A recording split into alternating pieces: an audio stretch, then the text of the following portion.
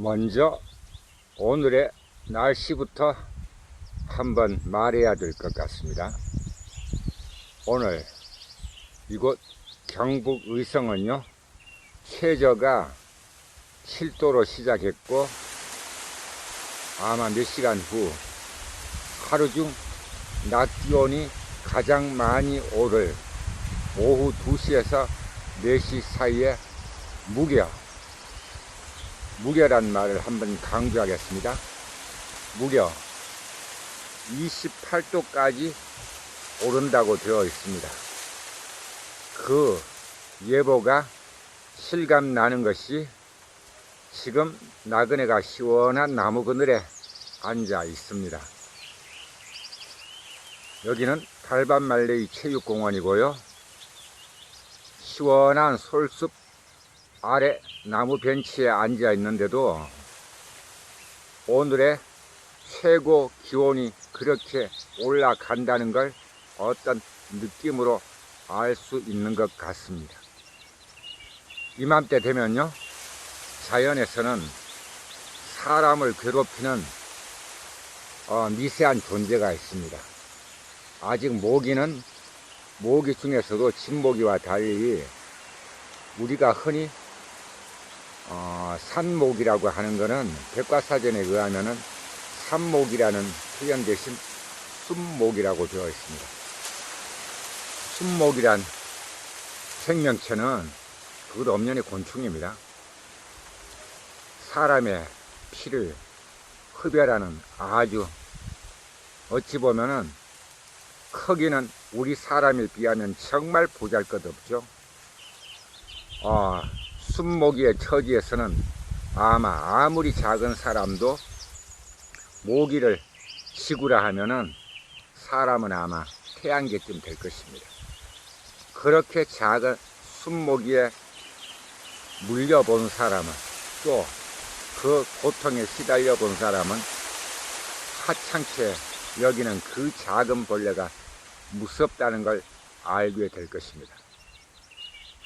모기를 많이 타느냐 안 타느냐 그런 문제가 아닙니다. 진모기와 달리 대부분, 그러니까 몸뚱이에 흰 줄이 가로로 나 있는 순모기는 정말 무서운 존재임에 분명합니다.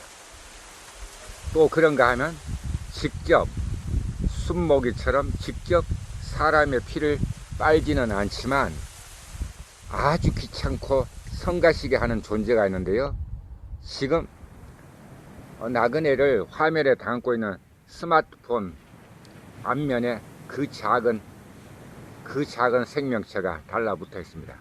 저것이 지금은 저기에 놀다가 나그네를 발견하면, 심지어 저것은 나그네가 보다시피 안경을 끼고 있는데요, 이 안경 사이로도 파고들어 막 눈에 들어오는 경우도 있습니다.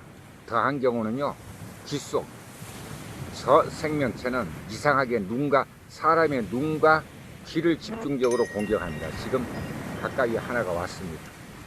바로 우리가 하루살이라고 하는 날파리라 그랬습니다. 날파리를 두고는 여러 가지가 있습니다. 뭐 초파리, 하루살이, 날파리 이런 등등 사람이 하찮게 여기는 저 작은 미세 동물도 사람한테는 이맘때 매우 귀찮고 성가신 존재가 분명합니다.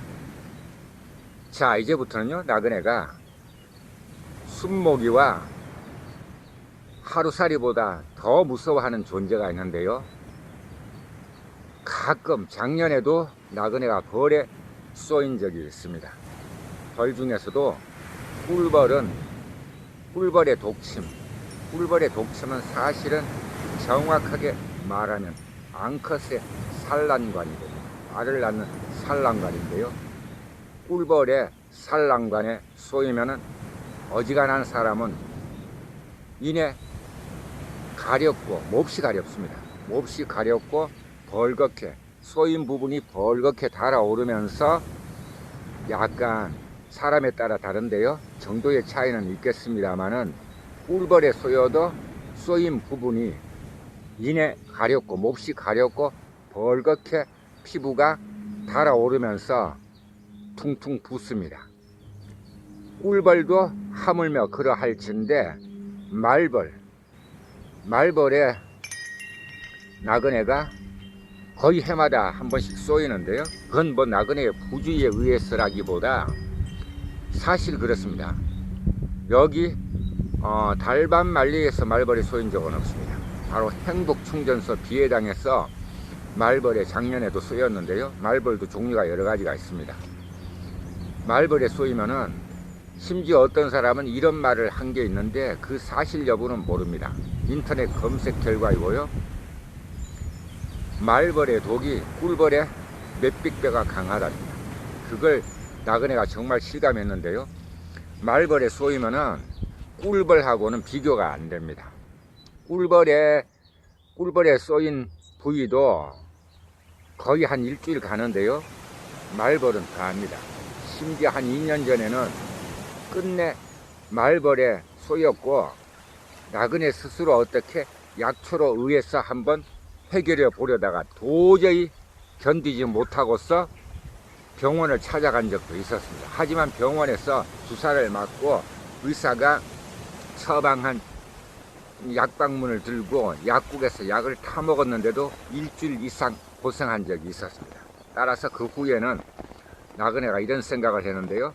좀 빨리 고통을 없애려고 시간 내어 주사 맞고 약 먹었는데도 이 정도면 차라리 다음부터는 나 스스로 해결하겠다라고 또 건방진 생각을 한 적이 있었는데 올여름은 어떤지 모르겠습니다.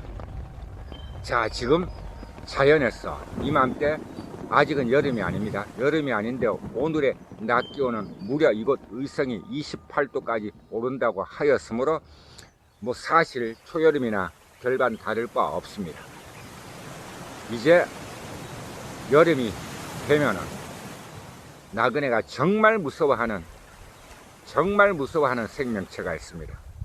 그 생명체에 지금 왼쪽 팔을 집중적으로 공격을 받았고요.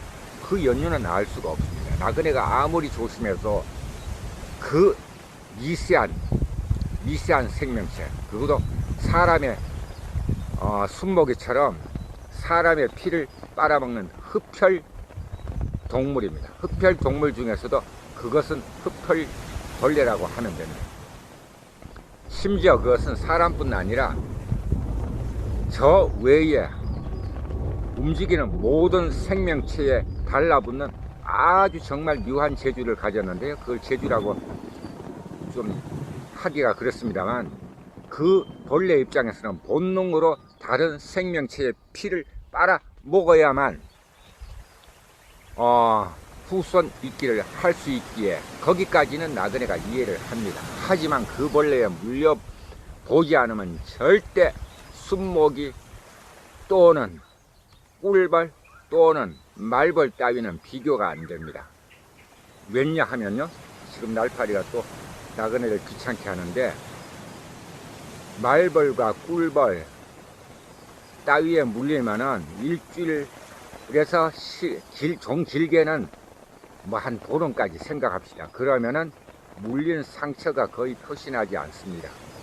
꿀벌의 꽁무니 독침이라 그러죠. 산란관입니다.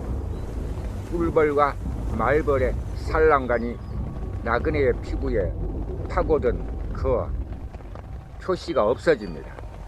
하지만 지금부터 말하고 있는 이 벌레는요, 이 벌레는 한번 물리면은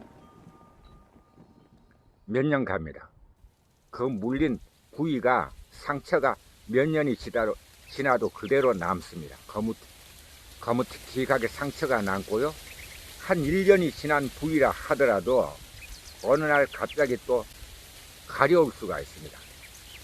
만약 가려울 때 내버려 두어야지 그 가려운 부위를 긁어대면요, 지금 여기가 바로 그 벌레의 집중적인 공격을 받아서 한 20군데 이상 받았습니다.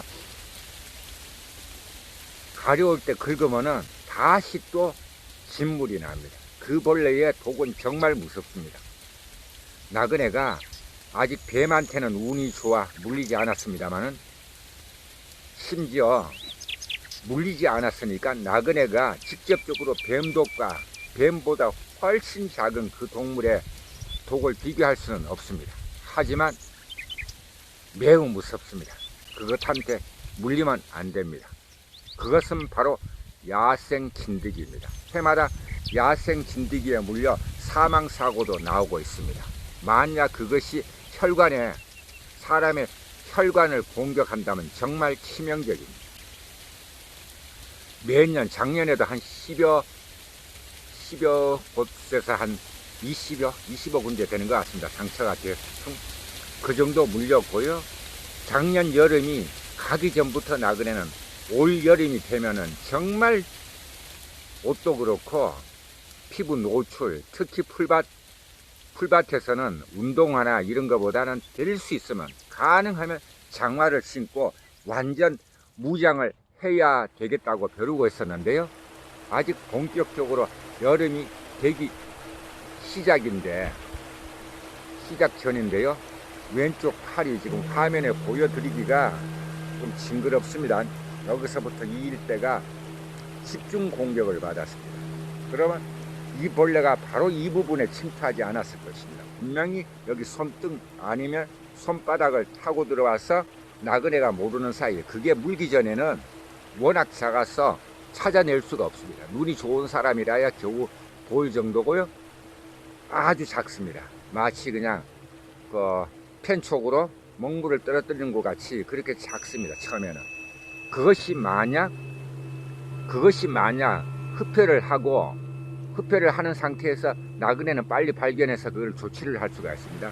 비해당 동물가족이 지금 그것한테 많이 공격을 받아 있습니다. 우리 동물가족 7봉이와 8봉이한테도 그것이 달라붙을 때는 보이지 않을 정도로 미세합니다. 동물가족은 긴 털이 있습니다. 긴 털 틈으로 파고들어서 동물가족의 피부에 그것이 일단 주둥이를 받고 피를 빨면 그곳에서 움직이지 않습니다. 그러면 나중에 피마자 아시죠? 피마자 열매만큼 커집니다. 그게 다 우리 동물 가족의 피를 빨아 먹었다는 것입니다.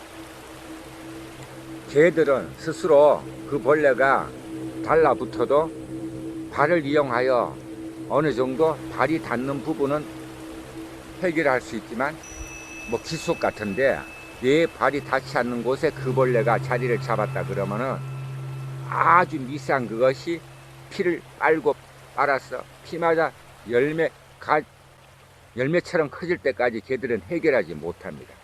그걸 해결하기 위하여 나그네가 어떤 약을 먹이는데요. 그 약은 잘 듣습니다. 그것은 바로 본디 목적은 그 벌레를 잡으려고 만든 약이 아닙니다. 하지만 예전에 개를 직업적으로 키우던 사람한테 들었습니다. 심장 사상충 약을 먹으면 그 벌레가 죽는다는 말을 들었고요. 칠봉이는 2017년부터 나그네와 함께 하고 있고, 팔봉이가 어느덧 한 2년이 되어 가는데요. 두 녀석에게 한 달에 한 번씩 먹이는데요. 분명히 효과가 있습니다. 그걸 먹이면은 야생 진드기가 동물 가족의 피를 빨아먹습니다.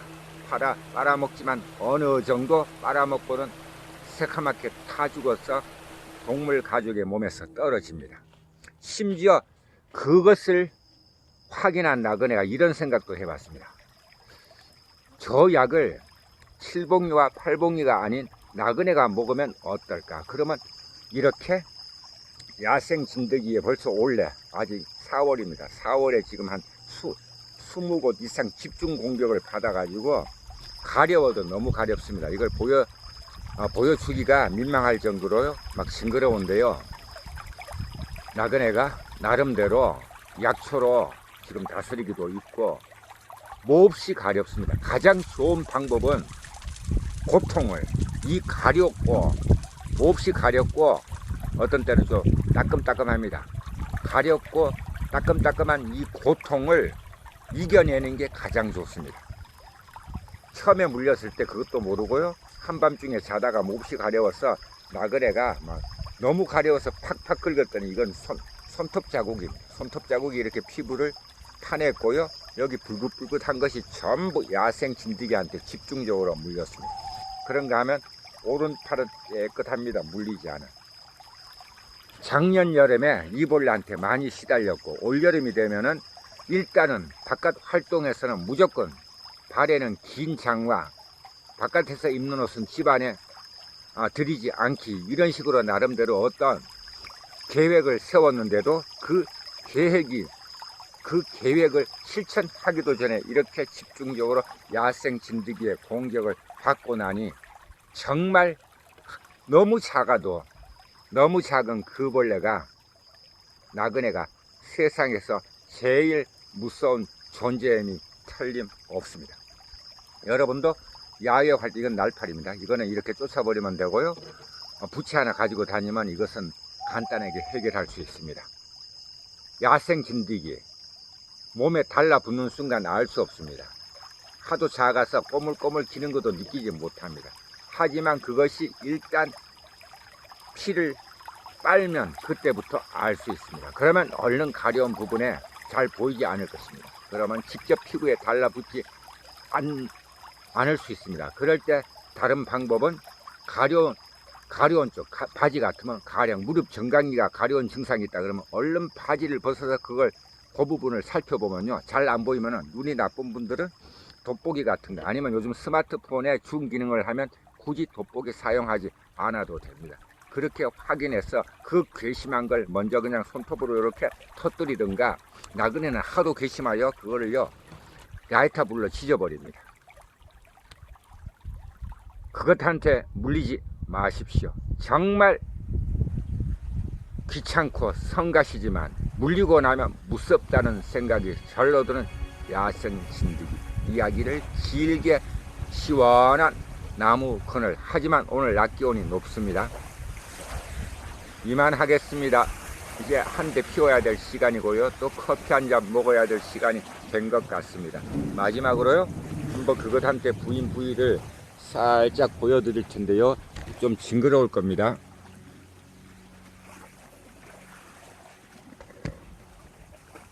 지금까지 달밤말레에서 나그네의 구석구석 여행의 무학이었습니다.